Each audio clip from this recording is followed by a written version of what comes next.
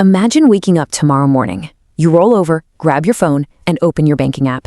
It's frozen. You refresh. Nothing. Your savings? Gone. Your job? Gone. All those influencers, those experts, those millionaires smiling on magazine covers, telling you success is just a grind away, they've completely vanished overnight. It sounds like a dystopian movie, right? But for an entire generation, this was literally just a Tuesday. And the absolute most terrifying part, nobody saw it coming. Because right before the entire world collapsed, America truly believed it had defeated failure itself. You see, beneath the jazz, the flowing champagne, and that roaring 1920s excitement, something totally rotten was growing. And it wasn't just a flawed economic policy. It was a deep, intense psychological addiction. People weren't just addicted to money. They were addicted to hope. They literally thought they had found the cheat code to life. You know the drill. Buy stocks, borrow money, consume more, and never ever stop believing. But what happens when you suddenly realize the very game you're playing is completely broken? Well, as it turns out, most money only exists if people keep believing it exists. So let's dive into this explainer and uncover how the true driver of the 1929 crash wasn't actually just bad math. It was a massive psychological delusion. We're going to look at the deeply human, frankly cinematic story behind the numbers and see how the exact same emotional engine that drove the Great Depression is silently running our modern world right now. Section 1. The birth of a delusion, the 1920s illusion of wealth. Okay, really set the scene in your mind for a second. Electricity is suddenly flooding into cities. Cars are filling the dirt streets. Radios are glowing in living rooms. For literally the first time in human history, ordinary, everyday people could touch luxury. And that fundamentally changes human psychology. Because once people get a taste of a better life, they become absolutely terrified of losing it. Between 1920 and 1929, society escalated at a terrifying speed. We went from the sudden rise of consumer goods straight into the invention of mass financing and right into a societal addiction to momentum. America wasn't just selling washing machines and cars anymore. They were selling an emotional transformation. They were selling the promise that you're no longer poor, you're no longer ordinary, and you are finally becoming somebody. But the fuel for this entire era? Easy credit, the whole buy now, pay later mentality. And it wasn't just some boring financial tool, it was a powerful psychological mechanism. It allowed people to basically purchase an identity they hadn't actually earned yet. It created this massive societal addiction to upward momentum. Everyone felt like they were climbing, and slowing down felt like death. Which brings us to Section 2, the man who understood human greed. Charles Ponzi and the need for acceleration. So back in 1919, a struggling immigrant named Charles Ponzi found a psychological loophole. He realized a pretty dark truth about us. People don't actually want wealth. What they want is to skip the painful, invisible grind. They want to escape the years of waiting, the anxiety, the uncertainty. So Ponzi promised impossible returns. And crowds of people, police officers, widows, smart businessmen, they just handed over their life savings. Why? Not because the math made any sense. It was 0% logic and 100% emotion. They believed him because the 1920s had taught Americans that prosperity was just automatic, that everyone was destined to get rich without the hard work. Ponzi wasn't just a scammer, he was basically America in human form. Section 3. Wall Street becomes a casino, the national dopamine machine. During this time, the stock market completely transformed from a boring investment tool into a full-blown national obsession. I mean, think about it. You buy a stock for $20, tomorrow it's $23, next week it's $30. No new factories were built, no real value was created. Just numbers going up. Look at the massive disconnect here on the chart. You have this tiny little sliver of real value being created, and it's completely overshadowed by these towering spikes of rising stock prices and wild collective optimism. The market became a giant dopamine machine, pulling the entire country into its hypnotic glow. And when everyone around you, your barber, the taxi driver, the housewife, appears to be winning, greed becomes highly contagious. In that kind of environment, remaining rational doesn't just feel wrong, it feels almost impossible. But underneath all that champagne and jaws, there were serious cracks.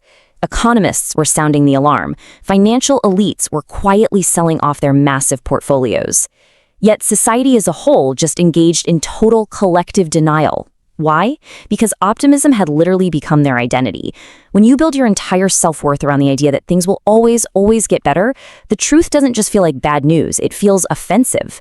Accepting reality would have emotionally destroyed them. Section 4. When trust collapses, the illusion shatters. Because here's the thing, greed is contagious, sure, but fear is entirely overwhelming. On October 29, 1929, Black Tuesday, the music finally stopped, and the panic was absolute. Millions of shares were dumped in hours. Logic evaporated completely, and pure primal survival instinct took over. This crash wasn't just numbers on a giant board going down. It was a sudden, devastating collapse of trust. Trust in banks, trust in institutions, trust in the future, and trust in that deeply held American idea that hard work guarantees safety.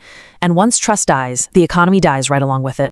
This panic triggered a terrifying chain reaction. Terrified citizens rushed to the banks to get their hard-earned money out. But the banks didn't have it. They'd loaned it out to fuel the very lifestyles people couldn't actually afford. So the entire machine froze. Suddenly, America was hit with this horrifying realization. Individual effort no longer mattered. You could work yourself literally to the bone, but if the system is frozen, you lose everything anyway. Section 5. The psychology of humiliation, the invisible human cost. Now, this is the part history books almost always skip over. The deep emotional destruction. Men who defined their entire existence by providing for their families were suddenly standing in soup lines. Families were sleeping in makeshift shacks called Hoovervilles. People were literally dancing for days in brutal, exhausting competitions just to win a few dollars for food. It was a time of massive, invisible shame. You see, capitalist societies don't just reward success, they moralize it. The unspoken rule is, if you're rich, you're smart. If you're poor, well, you failed. So when millions of hardworking people became destitute overnight, they didn't just lose their bank accounts, they lost their identity. It exposed how incredibly fragile modern self-worth really is when it's tied entirely to what you can afford. An economic collapse doesn't just empty wallets, it destabilizes reality itself. Extreme financial pain and the total loss of personal identity lead directly to a desperate search for certainty. When societies become broken and desperate like that, people stop searching for the truth. Instead, they search for absolutely anyone who can offer them meaning, someone to blame, and a comforting illusion of control. And that exact psychological pipeline paved the way for dangerous extremist figures worldwide, like Adolf Hitler, to rise right out of the chaos. Section 6. Rebuilding Collective Belief, Roosevelt's Psychological Playbook. Enter Franklin D. Roosevelt. Unlike the politicians before him, he deeply understood that this wasn't just an economic crisis, it was a psychological one. America was paralyzed by fear. The country didn't just need a quick injection of cash, it desperately needed an injection of belief. So he took radical steps to restore emotional stability. He spoke directly to terrified families gathered around their radios in their living rooms. He temporarily closed down the banks just to hit the reset button on trust. He launched massive infrastructure programs to literally put tools back into people's hands. He recognized that economies are not built purely on math. They are built on collective belief, because people only spend and hire when they actually trust the future. Which leads us to Section 7, the modern echo. Why this story still matters. Here is the really uncomfortable truth we have to face today. The Great Depression never actually ended psychologically. Just look at the parallels. In the 1920s, it was easy credit and wild Wall Street frenzies. Today, it's buy now, pay later apps, chasing social media clout, and massive crypto bubbles. The technology has definitely evolved, but the exact same emotional engine lives right inside your phone. It actively profits from our insecurities, our intense fear of missing out, and our deep, unyielding addiction to watching numbers go up. We are dealing with the modern symptoms of this every single day. The chronic exhaustion, the burnout, the constant draining status comparison on our feeds. We mistake the appearance of wealth for actual wealth, and we tie our entire self-worth to our productivity. We are still building these elaborate emotional worlds around illusions of permanent success, absolutely terrified of falling behind, and secretly wondering if we are just failing at life. And you know what the scariest part is? Bubbles don't feel dangerous when you're inside them. They feel exciting. Ultimately, the true lesson of the Great Depression isn't just that markets crash. It's that an economy is, at its very core, simply trust. It is a shared belief in tomorrow. And once people stop believing in tomorrow, everything begins to collapse. So the question we have to ask ourselves right now, today, is this: Are we building our lives on a foundation of real tangible value, or are we just hoping the illusion never shatters?